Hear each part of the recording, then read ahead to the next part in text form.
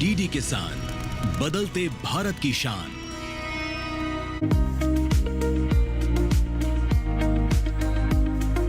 तो आज कृषि चौपाल का कारवां पहुंचा है मेरठ। जी हां, भारतीय कृषि प्रणाली अनुसंधान संस्थान में।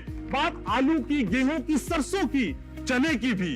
सवाल आपके और जवाब हमारे एक्सपर्ट्स देंगे। नहीं, बहुत अच्छा प्रश्न है। 74 प्रोटोटाइप समेकित कृषि प्रणाली मॉडल विकसित किए हैं। सभी क्षेत्रों में ये मॉडल बहुत उपयुक्त पाए गए हैं। जो ट्राइको कार्ड है उसको समय समय पे निगरानी करते हुए चोटी बेधक के लिए ट्राइको कार्ड बार बार लगाएं। लवणता से ग्रस्त मृदाएं हैं, उन क्षेत्रों में भी जौ का उत्पादन किया जा सकता है। कि निचली वाली पत्तियों पे जब पीलापन आने लगे तो समझिए कि नाइट्रोजन की कमी से ये पीलापन आ रहा है। कृषि चौपाल 8 फरवरी दोपहर 2 बजे मेरठ से कृषि चौपाल सिर्फ और सिर्फ डीडी किसान पर।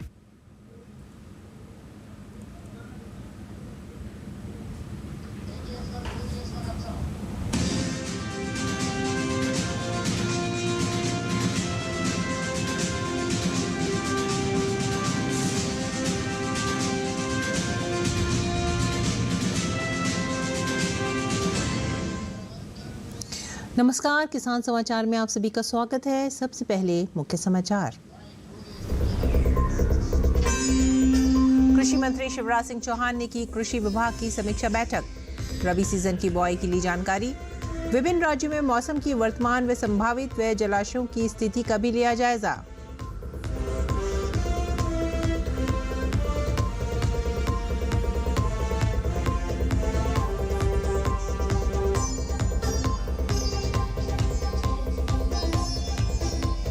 बिहार सरकार जल्द ही कृषि विभाग में 1000 से अधिक पदाधिकारियों की एक साथ करेगी नियुक्ति। बिहार के कृषि मंत्री मंगल पांडे ने कहा कि मुख्यमंत्री नीतीश कुमार के मार्गदर्शन में सभी अभ्यर्थियों को शीघ्र दिए जाएंगे नियुक्ति पत्र।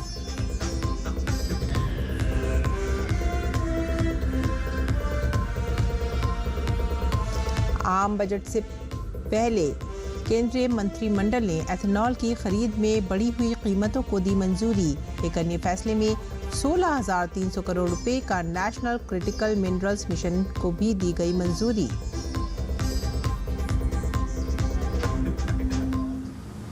खबरें विस्तार से। केंद्रीय कृषि एवं किसान कल्याण मंत्री शिवराज सिंह चौहान ने हर सप्ताह समीक्षा के क्रम में सोमवार 27 जनवरी के दिन कृषि क्षेत्र की देश भर की स्थिति की समीक्षा की।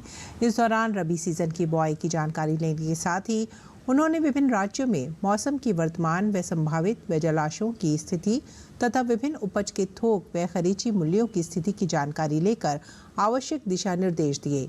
आगामी खरीफ सीजन में उर्वरकों की उपलब्धता को लेकर विभागीय मंत्री से केंद्रीय मंत्री शिवराज सिंह चौहान ने आगामी दिनों में चर्चा करेंगे। कृषि मंत्री ने बैठक में अधिकारियों से कहा कि उपज खरीद का ज़्यादा से ज़्यादा फायदा किसानों को मिलना चाहिए।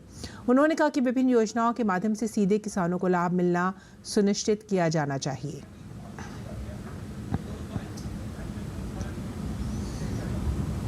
बात करते हैं इलायची की खेती की। इलायची की खेती से किसान बेहतर मुनाफा कमा सकते हैं। इलायची न केवल खाने का स्वाद बढ़ाती है बल्कि ये किसानों के लिए एक बेहतरीन कमाई का जरिया भी बन सकती है। इलायची को स्पाइस क्वीन भी कहा जाता है। ये मसाला भारत और दुनिया भर में बहुत लोकप्रिय है। इसका इस्तेमाल न केवल खाने में बल्कि औषधीय गुणों के लिए भी किया जाता है। इसी वजह से इलायची की मांग हमेशा ही बनी रहती है। इलायची की खेती करने के लिए कुछ खास बातें ध्यान में रखना ज़रूरी है।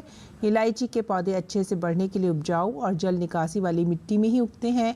इलायची के पौधे लगने के लिए सबसे पहले एक अच्छी नर्सरी से पौधे खरीदें, फिर खेत की तैयारी करें।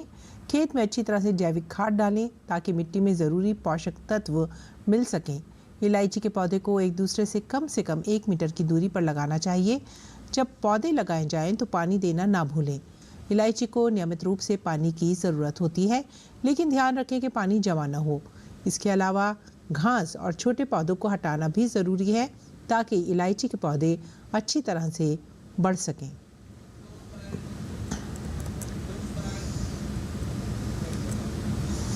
किसानों तक सरकार की योजनाओं को समय पर लागू करने के लिए कृषि विभाग की महत्वपूर्ण भूमिका है। बिहार सरकार जल्द ही कृषि विभाग में 1000 से अधिक पदाधिकारियों की एक साथ नियुक्ति करेगी। बिहार के कृषि मंत्री मंगल पांडे ने बताया कि बीपीएससी ने 853 अभ्यर्थियों का प्रखंड कृषि पदाधिकारी एवं समकक्ष पदों के लिए परिणाम घोषित कर दिया है। कृषि मंत्री ने कहा है कि मुख्यमंत्री नीतीश कुमार ने मार्गदर्शन में सभी अभ्यर्थियों को शीघ्र ही नियुक्ति पत्र मिल जाएगा। इससे सभी 534 प्रखंडों में प्रखंड कृषि पदाधिकारी के पद पर नियमित पद स्थापना हो सकेगी। गौरतलब है कि विभाग ने 2003 के बाद से 866 प्रखंड कृषि पदाधिकारी एवं समकक्ष पदों पर बहाली हेतु अनुशंसा की थी। इन बहालियों के साथ ही बीज निरीक्षक, सभी मिट्टी जांच प्रयोगशालाओं में सहायक अनुसंधान पदाधिकारी, सभी बीज गुणन प्रक्षेत्रों में कृषि निरीक्षक के साथ साथ सभी प्रयोगशालाओं में सहायक कृषि पदाधिकारी तथा जिला एवं प्रमंडल स्तर के कृषि कार्यालयों में सहायक कृषि पदाधिकारी के पदों पर नियमित पदस्थापना हो सकेगा। किसानों की आमदनी बढ़ाने के साथ ही पर्यावरण संरक्षण के लिए सरकार द्वारा कई प्रयास किए जा रहे हैं। इसी कड़ी में उत्तर प्रदेश सरकार द्वारा जालौन जिले में वन विभाग ने पहली बार किसानों को मुफ्त में 3 लाख चंदन और महोगनी के पौधे वितरित करने की योजना बनाई है। सरकार के इस कदम से न सिर्फ पर्यावरण को बढ़ावा मिलेगा बल्कि किसानों को परंपरागत खेती से अलग नई खेती के लिए प्रेरित भी किया जाएगा। इन पौधों का वितरण वन दिवस के अवसर पर होगा और इन्हें जिले में ही तैयार किया जा रहा है। वन विभाग हर साल की तरह इस बार भी 38 लाख पौधे तैयार कर रहा है, लेकिन इस बार 3 लाख पौधे चंदन और महोगनी के तैयार किए जा रहे हैं, जिनका वितरण किसानों को निःशुल्क किया जाएगा। पौधों को लगाने से किसानों को अधिक लाभ होगा क्योंकि 8 से 10 साल में एक पेड़ की कीमत 8 से 10 हज़ार रुपये तक हो जाएगी। ये पहल किसानों को उनकी परंपरागत खेती के साथ ही लाभकारी पौधारोपण के लिए जागरूक करेगी।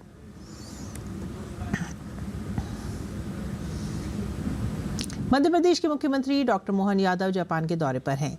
इस यात्रा के दौरान सीएम ने Japan External Trade Organization JETRO के चेयरमैन काटाओका से मुलाकात की। साथ ही उनके प्रतिनिधिमंडल के साथ मध्य प्रदेश में निवेश के अवसरों पर व्यापक चर्चा भी की। बैठक के दौरान भोपाल में होने वाले वैश्विक निवेश शिखर सम्मेलन में JETRO को आमंत्रित किया। इस दौरान JETRO ने कहा कि आगामी ग्लोबल इन्वेस्टर समिट जापानी कंपनियों के लिए मध्य प्रदेश में निवेश के अवसरों को समझने और साझेदारी को मजबूत करने के लिए एक बेहतरीन मंच होगा। JETRO इस आयोजन में और अधिक जापानी कंपनियों को आमंत्रित करने और निवेश सहयोग बढ़ाने में सहायता करेगा। बता दें कि भोपाल में 24-25 फरवरी को ग्लोबल इन्वेस्टर्स समिट होने वाली है। ये 2 दिवसीय समिट मध्य प्रदेश के निवेश, जलवायु और औद्योगिक अवसंरचना के बेहतर प्रेजेंटेशन के उद्देश्य से आयोजित की गई है। ये समिट निवेश में संभावित सहयोग के लिए कई अवसर प्रदान करेगा। यह मंच वैश्विक नेताओं, उद्योगपतियों और विशेषज्ञों के लिए एक अवसर होगा जहां वे अंतर्राष्ट्रीय बाजारों और प्रवृत्तियों पर अपने विचार साझा करेंगे और मध्य प्रदेश के निवेश संभावनाओं को अधिकतम करने के तरीकों पर भी चर्चा करेंगे। फसल चक्र के दौरान फसलों में कई तरह के कीट एवं रोग लगते हैं जो फसलों को काफ़ी नुकसान पहुंचाते हैं। ऐसे में किसान इन कीटों का नियंत्रण जैविक एवं प्राकृतिक तरीके से कर सकते हैं, जिससे न केवल कम लागत में फसलों में लगने वाले कीटों का नियंत्रण किया जा सकेगा बल्कि गुणवत्ता युक्त उत्पाद भी प्राप्त होगा। इस कड़ी में MP के सीहोर जिले के कृषि वैज्ञानिकों के मुताबिक इस समय दलहनी, तिलहनी एवं सब्जी फसलों में रस चूसक कीट, माहू, मच्छर, लीफ माइनर, छोटी बड़ी इल्ली का प्रकोप देखा जा रहा है। किसानों को इन कीटों का नियंत्रण आवश्यक रूप से करना चाहिए। कृषि वैज्ञानिक के मुताबिक नीम रस का उपयोग रस चूसक कीट, लीफ माइनर, छोटी इल्लियों के नियंत्रण के लिए किया जा सकता है। इसके लिए किसानों को 5 किलोग्राम नीम की हरी पत्तियां या 5 किलोग्राम सूखी निबोली को पीसकर 100 लीटर पानी में मिलाना होगा। इसके साथ ही 5 लीटर गौमूत्र एवं देसी गाय का 1 किलोग्राम गोबर मिला लें व लकड़ी से घोलकर ढककर रख दें। दिन में 2-3 बार घोल को चलाएं। 48 घंटे बाद कपड़े से छानकर प्रति एकड़ छिड़काव करें।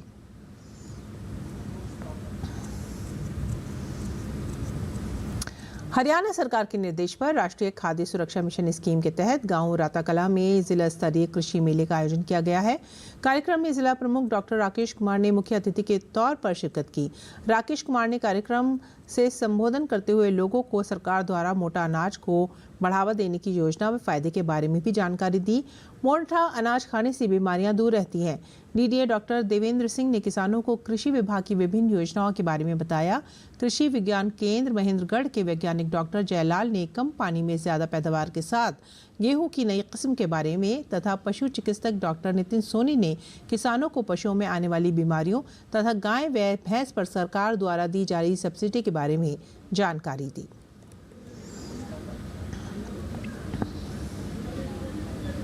हर एक किसान की यही कोशिश रहती है कि खेतों में उनकी फसल लहलहाए और उन्हें इसके अच्छे उत्पादन मिल सके। किसान अच्छी पैदावार के लिए अच्छे बीज और अच्छी सिंचाई आदि पर तो ध्यान देते ही हैं, लेकिन पौधों के सामान्य विकास के लिए आवश्यक पोषक तत्वों का उन्हें सही ज्ञान नहीं होता। यही कारण है कि उन्हें बेहतर पैदावार नहीं मिल पाती। इन्हीं पोषक तत्वों के बारे में जानने के लिए हमारे संवाददाता शमीम अख्तर ने कृषि विज्ञान केंद्र गाजियाबाद में कृषि वैज्ञानिक डॉक्टर आकांक्षा सिंह से बात की। पौधों के संपूर्ण विकास के लिए 17 पोषक तत्वों की आवश्यकता होती है और ये सभी पोषक तत्व पौधों को इस मिट्टी से मिलते हैं। इसमें से कोई भी पोषक तत्व अगर कम हो जाए तो पौधों का ठीक से विकास नहीं होता है और हमारे किसान भाइयों को काफ़ी नुकसान होता है। इसी विषय पर बात करने के लिए हमारे साथ मौजूद हैं कृषि विज्ञान केंद्र गाजियाबाद की डॉक्टर आकांक्षा, जो कृषि वैज्ञानिक हैं। हमारी बॉडी भी न्यूट्रिएंट से बनी हुई है। किसी की भी बॉडी में सबसे पहले डॉक्टर किसी कमी के होते ही बोलता है कि जांच करनी चाहिए न्यूट्रिएंट की। तो वैसे ही जो पेड़ पौधे हैं वो भी न्यूट्रिएंट से ही बने हुए हैं। न्यूट्रिएंट बहुत ज़रूरी है उनके लिए और वो न्यूट्रिएंट उसे मिलते हैं इस मिट्टी से। 17 से 18 न्यूट्रिएंट्स हैं जो कि हमारे पेड़ के लिए बहुत आवश्यक हैं और वो उन्हें प्रचुर मात्रा में अगर ना मिले तो पेड़ की ग्रोथ नहीं हो पाती है या फिर कहिए कि वो अच्छे से बड़ा नहीं हो पाएगा या मर जाएगा। कौन कौन सी कैटेगरी आती है इसमें पोषक तत्वों की? सबसे पहले एक होते हैं जो कि हमेशा अवेलेबल होते हैं, हाइड्रोजन, ऑक्सीजन और कार्बन।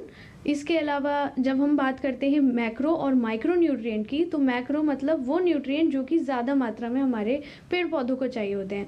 माइक्रो न्यूट्रिएंट वो होते हैं जो कि कम मात्रा में लेकिन बहुत आवश्यक हैं पेड़ के लिए। मैक्रो न्यूट्रिएंट में भी 2 कैटेगरी हैं, एक प्राइमरी मैक्रो न्यूट्रिएंट, एक सेकेंडरी मैक्रो न्यूट्रिएंट। प्राइमरी मतलब जो अति आवश्यक हैं, नाइट्रोजन, फॉस्फोरस और पोटेशियम। सेकेंडरी में आते हैं सल्फर, कैल्शियम और मैग्नीशियम। माइक्रो न्यूट्रिएंट में आते हैं आयरन, जिंक, बोरॉन, मॉलिब्डेनम, निकल, ये सारे आते हैं। तो इसीलिए ये 2 कैटेगरी हैं जो कि किसान भाइयों को पता होना चाहिए कि उन्हें कम से कम NPK, ये जो 3 पोषक तत्व हैं, ये बिल्कुल सही मात्रा में पेड़ पौधों को देने चाहिए और माइक्रो न्यूट्रिएंट भी समय समय पे उन्हें अपने पौधे को उसके नीड के हिसाब से देना चाहिए। तो उन्हें ये पता कैसे चलेगा कि क्या क्या चीज़ें चाहिए उनके खेत को? सबसे अच्छा तरीका पता लगाने के लिए तो है मृदा जांच, जिसके लिए आजकल बहुत सारे अभियान सरकार ने चला रखे हैं और किसान भाइयों को समय समय पे अपने खेत की जांच कराते रहनी चाहिए। और दूसरा तरीका है कि कई बार हमारे खेत में कमी भी दिखती है, कमी के लक्षण दिखते हैं कई न्यूट्रिएंट के, जैसे नाइट्रोजन के, फॉस्फोरस के भी, कि प्लांट छोटा रह गया या पीलापन आ गया या फिर पत्ती जल गई या सिकुड़ गई। तो ये सारे जो सिम्टम है अगर आप देख रहे हैं और वो फर्टिलाइज़र लगाने के बाद वो सिम्टम ठीक हो जाते हैं तो आप कह सकते हैं कि उसी पोषक तत्व की कमी थी। ये पोषक तत्व आखिर कम कैसे हो जाते हैं? जब सबसे पहले ग्रीन रेवोल्यूशन आया तो उससे पहले हमारे खेतों में फर्टिलाइज़र नहीं लगाया जाता था, सिर्फ गोबर की खाद या कोई ऐसी खाद ही डाली जाती थी, या क्रॉप रोटेशन अपनाते थे किसान कि दलहनी फसल भी लगा रहे हैं, लंबे जड़ों की, छोटे जड़ों की फसलें रोटेशन में लगाया करते थे। तो ये सारे कारण थे कि तब न्यूट्रिएंट की कमी नहीं होती थी, हमारे खेत मजबूत थे। लेकिन आज के समय में एक ही तरीके का न्यूट्रिएंट लगाने से खेत में, जैसे यूरिया ही यूरिया डालना अकेले या और कोई सूक्ष्म पोषक तत्व ना डालना या हरी खाद या ऑर्गेनिक खादों को ना डालने के कारण हमारे खेत कमज़ोर हो रहे हैं, जिससे न्यूट्रिएंट की कमी हो रही है। तो ये थी कृषि वैज्ञानिक डॉक्टर आकांक्षा, जो हमें बता रही थी कि पोषक तत्व क्या हैं और पौधों में ये क्यों आवश्यक है। कैमरामैन मोहित उइकी के साथ किसान समाचार के लिए मैं शमीम अख्तर। आम बजट से पहले केंद्रीय मंत्रिमंडल ने बुधवार को 2 बड़े फैसले किए हैं, जिसमें एथेनॉल की खरीद में बढ़ी हुई कीमतों को मंजूरी दे दी गई है। दूसरे बड़े फैसले में 16,300 करोड़ रुपए की नेशनल क्रिटिकल मिनरल्स मिशन को भी मंजूरी दी गई है, जिससे मिनरल्स के क्षेत्र में देश को आत्मनिर्भर बनाया जा सके।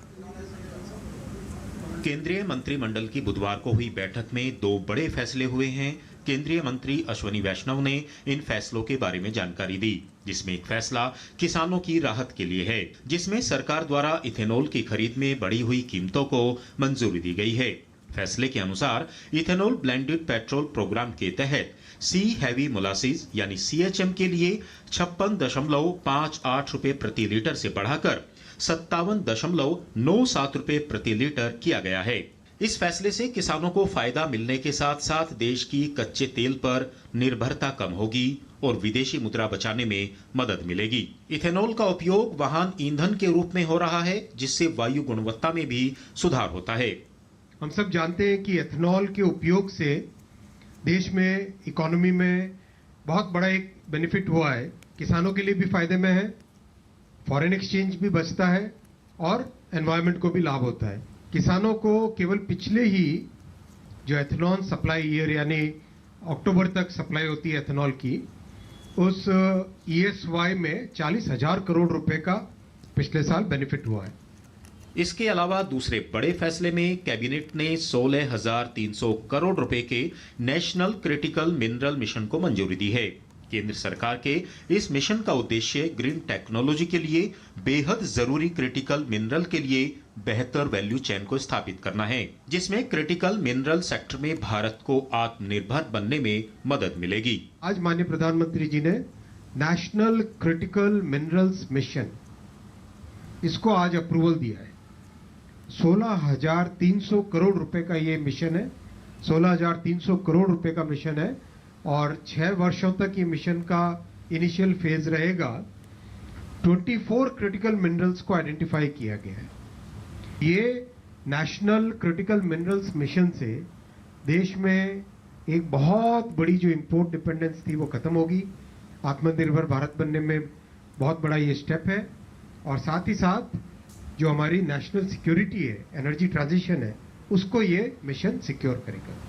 इस मिशन के जरिए देश में महत्वपूर्ण मिनरल की खोज का काम तेज किया जा सकेगा। इस मिशन में अगले 7 साल में 34,300 करोड़ रुपए खर्च किए जाने का लक्ष्य रखा गया है। अनुज यादव, DD न्यूज, दिल्ली। और आइए अब जानते हैं मंडी भाव।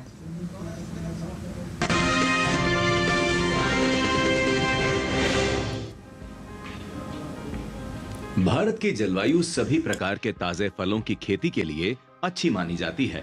भारत दुनिया में फलों की पैदावार में चीन के बाद दूसरे स्थान पर आता है। राष्ट्रीय बागवानी बोर्ड की ओर से जारी दूसरे अग्रिम अनुमान के मुताबिक साल 2023-24 के दौरान भारत में 112.62 मिलियन मीट्रिक टन फलों की पैदावार हुई है, जबकि साल 2023-24 के दौरान फलों की खेती का रकबा 7.04 मिलियन हेक्टेयर रहा था। वहीं बात मौसम्बी की करें तो भारत में मौसम्बी की खेती सबसे ज्यादा महाराष्ट्र में की जाती है। इसके अलावा आंध्र प्रदेश, कर्नाटक, राजस्थान, पंजाब, हरियाणा, उत्तर प्रदेश, मध्य प्रदेश के अलावा कई और राज्यों में भी मौसम्बी की खेती बड़े पैमाने पर होती है। मौसम्बी की खेती से किसानों की अच्छी कमाई होती है, क्योंकि भारतीय बाजार में मौसम्बी की मांग साल भर बनी रहती है और इसका दाम भी मंडियों में अच्छा मिलता है। वहीं बात मौसम्बी की पैदावार की करें तो इस साल घरेलू स्तर पर देश में मौसम्बी की पैदावार में कमी देखने को मिल सकती है। कृषि मंत्रालय की ओर से बागवानी फसलों के लिए तीसरे अग्रिम अनुमान के ताजा आंकड़ों को जारी किया गया है, जिसके मुताबिक साल 2023-24 के दौरान घरेलू स्तर पर मौसम्बी की उपज 38,14,000 मीट्रिक टन होने का अनुमान जताया गया है, जबकि बीते साल इस दौरान मौसम्बी की पैदावार 39,46,000 मीट्रिक टन रही थी। यानी इस साल मौसम्बी की पैदावार में 1,32,000 मीट्रिक टन की कमी देखने को मिल सकती है। उम्मीद है कि इसका असर मौसम्बी के बाजार भाव पर पड़ सकता है।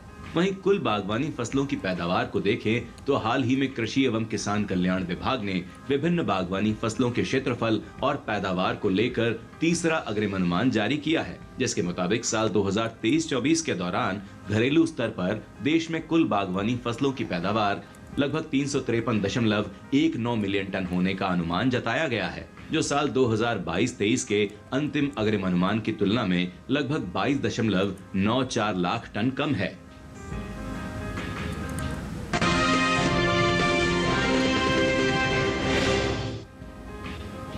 भारत में सेब की खेती जम्मू कश्मीर और हिमाचल प्रदेश के ज्यादातर क्षेत्रों में होती है।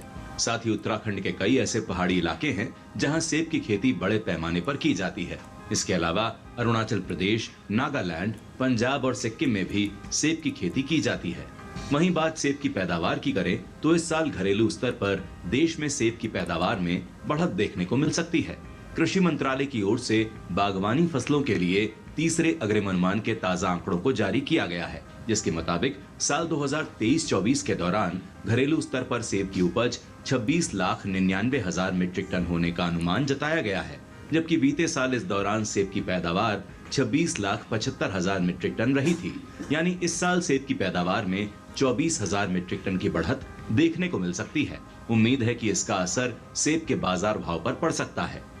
सेब के निर्यात पर नजर डालें तो एपीडा की ओर से हाल ही में जारी ताजा आंकड़ों के मुताबिक सेब के निर्यात में कमी आई है। वित्त वर्ष 2023-24 के दौरान देश से होने वाले सेब का निर्यात 21,852 मीट्रिक टन का हुआ है, जबकि बीते साल इस दौरान सेब का निर्यात 52,875 मीट्रिक टन का हुआ था। यानी 2023-24 के दौरान सेब के निर्यात में 31,023 मीट्रिक टन की कमी देखने को मिली है। बता दें कि भारत ने सबसे ज्यादा सेब का निर्यात नेपाल, बांग्लादेश, भूटान, कतर और मालदीव और ग्रीस के अलावा दूसरे कई और देशों को किया है।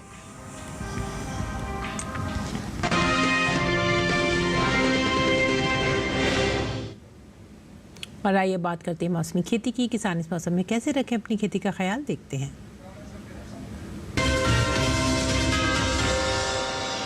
नमस्कार, आप देख रहे हैं डीडी किसान। मैं हूं एआई कृष और आज हम जम्मू कश्मीर, उत्तराखंड, दिल्ली और भारत के विभिन्न राज्यों में होने वाली खेती किसानी से संबंधित सलाहों के बारे में पूरी जानकारी देंगे। जम्मू और कश्मीर के उपोष्ण कटिबंधीय इलाकों के किसान मूली की पकी फसल की खुदाई कर लें। यहाँ इस समय प्याज की बुवाई की जा सकती है। उत्तराखंड के भाबर और तराई वाले इलाकों में प्याज के पौधों का रोपण किया जा सकता है। यहाँ के पहाड़ी इलाकों के किसान मटर और आलू की बुवाई के लिए खेत तैयार कर लें। दिल्ली में इस समय प्याज, गाजर, खीरा, पत्ता गोभी, फूल गोभी और पालक की बुवाई की जा सकती है। पश्चिम उत्तर प्रदेश के किसान गेहूं की आवश्यकता अनुसार सिंचाई कर लें।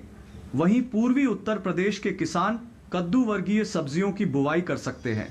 झारखंड के किसान सुबह के समय खड़ी सभी सब्जियों और फसलों की हल्की सिंचाई करें। पश्चिम बंगाल के किसान इस मौसम में बोरो धान की नर्सरी लगा सकते हैं। असम में इस समय बाजरा और भिंडी की बुवाई की जा सकती है। साथ ही यहाँ के किसान आलू को झुलसा रोग से बचाने के उपाय भी कर लें। मेघालय में इस समय बैंगन, टमाटर और शिमला मिर्च की नर्सरी लगाई जा सकती है। नागालैंड के किसान आलू, पत्ता गोभी, सरसों और मटर की पकी पौध की कटाई जारी रखें। मिजोरम में किसान पत्ता गोभी की पकी पौध की कटाई का काम कर लें। साथ ही यहाँ के किसान मक्के की आवश्यकता अनुसार हल्की सिंचाई कर लें। वहीं मणिपुर में किसान गोभी की कटाई का कार्य कर लें। यहाँ किसान धान की नर्सरी लगा सकते हैं। त्रिपुरा के किसान टमाटर और मिर्च को फफूंद जनित रोगों से बचाने के लिए जरूरी कीटनाशकों का छिड़काव कर लें। इसी तरह कृषि और किसानों से जुड़ी हर महत्वपूर्ण जानकारी के लिए हमारे साथ जुड़े रहिए और देखते रहिए डीडी किसान। धन्यवाद। मशरूम, जिसे खुम्ब भी कहा जाता है, स्वाद और पौष्टिकता से भरपूर है। इसमें काफी मात्रा में प्रोटीन पाया जाता है। अलग अलग मौसम के हिसाब से इसकी कई किस्में मौजूद हैं। खासकर उत्तर भारत के मैदानी इलाकों में सफेद बटन मशरूम, शिटाके मशरूम, धान पुआल खुम, ऑयस्टर मशरूम और दूधिया मशरूम की खेती की जाती है। अलग अलग किस्मों के कारण ही अब साल भर मशरूम की पैदावार संभव हो पाई है। एक रोचक बात यह है कि गर्मी के मौसम में पैदा होने वाला दूधिया मशरूम भारत की ही देन है। दूधिया मशरूम को फरवरी से अप्रैल तक बोया जा सकता है। इसके अलावा शिटाके मशरूम को सितंबर से फरवरी के बीच बोया जा सकता है।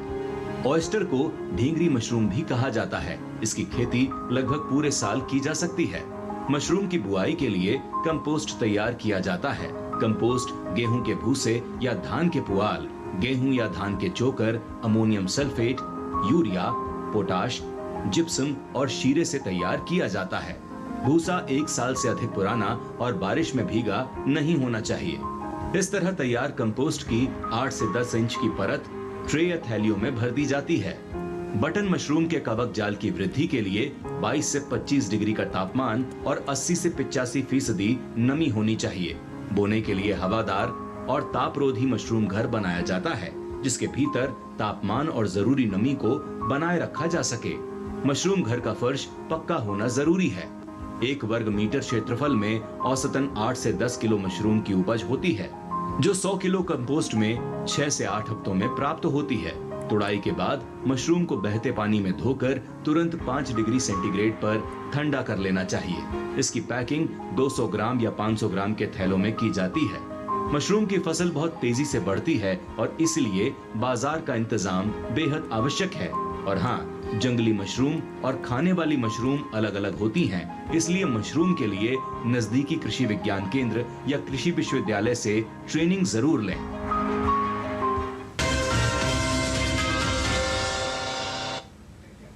और आइए अब जानते हैं कुछ और खबरें। खास खबर में राष्ट्रपिता महात्मा गांधी की 77वीं पुण्यतिथि पर देश आज शहीद दिवस मना रहा है। इस अवसर पर राष्ट्रपति द्रौपदी मुर्मू ने राजघाट पहुंचकर बापू को श्रद्धांजलि दी। उपराष्ट्रपति जगदीप धनखड़ ने भी राजघाट पहुंचकर राष्ट्रपिता को श्रद्धांजलि दी। प्रधानमंत्री नरेंद्र मोदी ने भी राष्ट्रपिता महात्मा गांधी की 77वीं पुण्यतिथि पर राजघाट पहुंचकर उन्हें श्रद्धांजलि दी। लोकसभा अध्यक्ष ओम बिरला ने शहीद दिवस के मौके पर राजघाट पर राष्ट्रपिता महात्मा गांधी को श्रद्धांजलि दी। लोकसभा में नेता प्रतिपक्ष व कांग्रेस सांसद राहुल गांधी ने महात्मा गांधी की पुण्यतिथि पर राजघाट स्थित गांधी स्मारक पर पुष्पांजलि अर्पित की। वक्फ कानून संशोधन विधेयक पर जेपीसी की रिपोर्ट को आज लोकसभा सचिवालय को ये रिपोर्ट सौंप दी है। लोकसभा सांसद जगदम्बिका पॉल की अध्यक्षता में गठित संयुक्त संसदीय समिति ने ये रिपोर्ट तैयार की है। मुंबई के सिद्धिविनायक मंदिर में श्रद्धालुओं के लिए ड्रेस कोड लागू